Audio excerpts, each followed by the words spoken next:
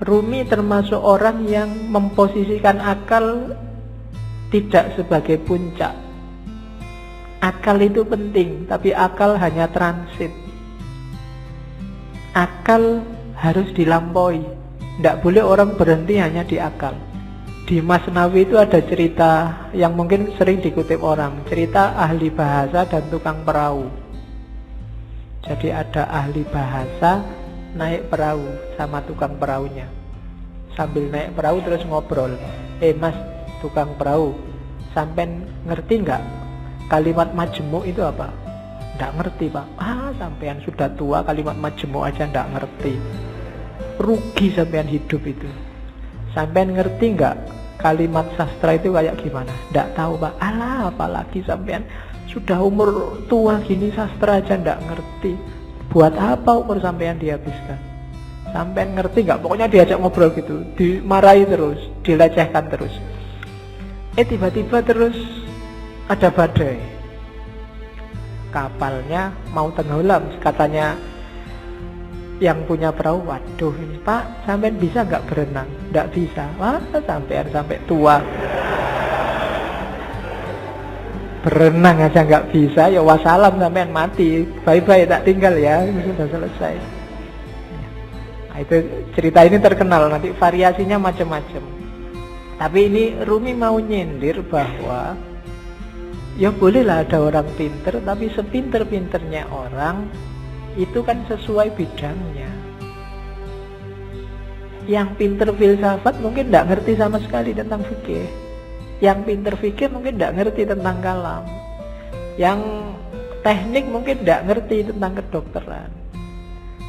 Sak jago-jagonya Habibie, kamu tanyain, Pak Habibie, ngerti nggak teorinya Ghazali tentang? Nggak ngerti dia.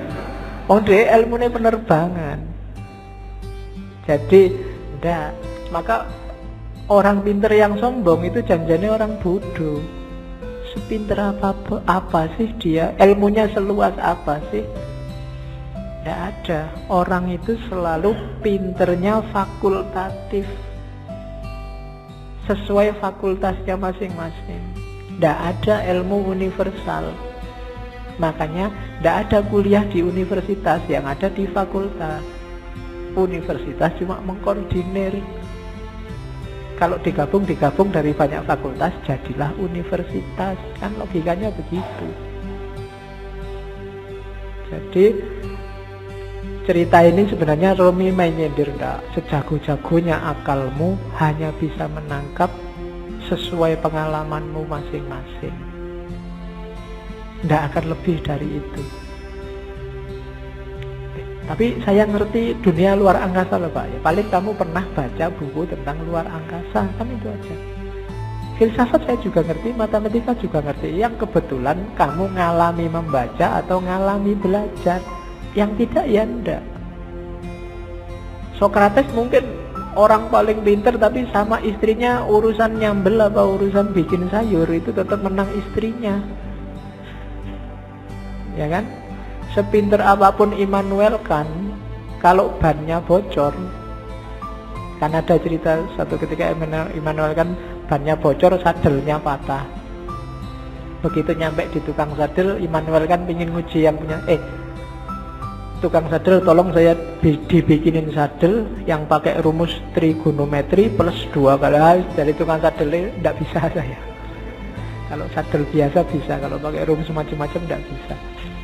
Ya memang beda ilmunya. Jadi yang pertama catatannya, akal itu tidak segalanya. Kalau kita hanya bersandar pada akal, maka kita bersandar pada batas pengalaman kita sendiri. Karena sejauh apapun ilmu kita, ya sebatas yang pernah kita alami. Ilmunya mahasiswa filsafat pasti beda dengan mahasiswa pendidikan, pasti beda dengan mahasiswa teknik. Itu batasnya akal. Jadi saya bilang tadi, akal hanya transit.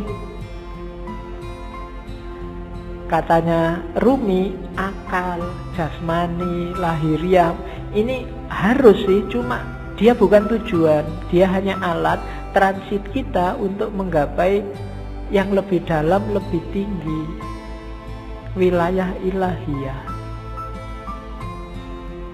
Jadi jangan dihentikan akal untuk akal. Atau kalau fisik misalnya harta untuk harta, tidak bisa berhenti di situ, karena hidup kita ini rumusnya adalah inna lillahi wa inna ilaihi roji'un.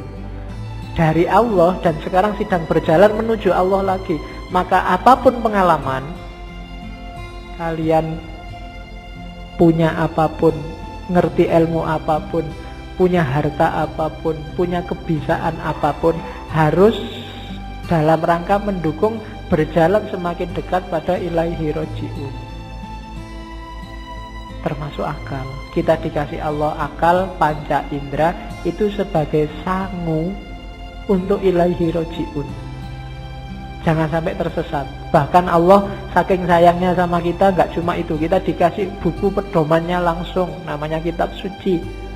Gak itu juga, karena khawatirnya kita gak mau baca, kita dikasih nabi juga, dikasih rasul juga. Dalam rangka apa? Biar langkah kita ilaihi roji'un ini pas, gak keliru. Maka katanya Rumi, akal kita, panca indera kita, apapun yang kita bisa, yang kita miliki, ini harus jadi jalan, harus kita lampaui menuju ilaihi roji'un tadi, dalam rangka bertemu dan berjumpa sama Allah. Kalau enggak, berarti satu di antara dua.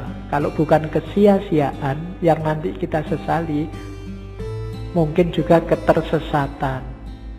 Sia-sia itu tidak ada gunanya, kita tuas capek. Tersesat itu kita nyeleweng, jalurnya tidak ilaihi roji'un. Kalau Al-Quran bilang yang bisa ilaihi roji'un itu nafas mutmainnah. Ya ayyatuhan nafsul mutmainnah, jiwa yang tenang. Maka tugas kita di dunia ini bikin nafas kita mutmainnah, biar nanti bisa ilaihi roji'un, bisa kembali dengan mulus, dengan lancar pada Allah. Nah itu akal. Jadi termasuk ngaji ini ya, ngaji ini tidak boleh bikin semakin jauh dari Allah. Harus bikin paling tidak selangkah kecil lebih dekat sama Allah. Kalau enggak, mending kamu tidak usah ngaji. Kalau ada ya Pak, saya tuh ngaji filsafat terus jadi nggak yakin Allah itu ada apa enggak. Terus kamu tidak usah ngaji lah kalau gitu. Kok waktu ditanyain Allah besok kamu nunjuk aku. Itu yang ngajari Pak, nanti gitu aku susah aku. Enggak, pokoknya apapun harus bikin kamu selangkah lebih dekat. Kuliah juga begitu.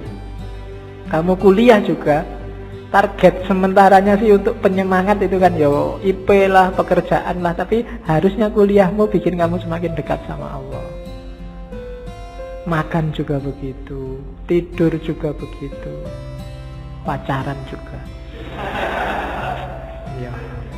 Ya jadi kalau punya pacar, bilang ke pacarmu, kita komitmen ya, kita pacarannya semakin mendekat ke Allah.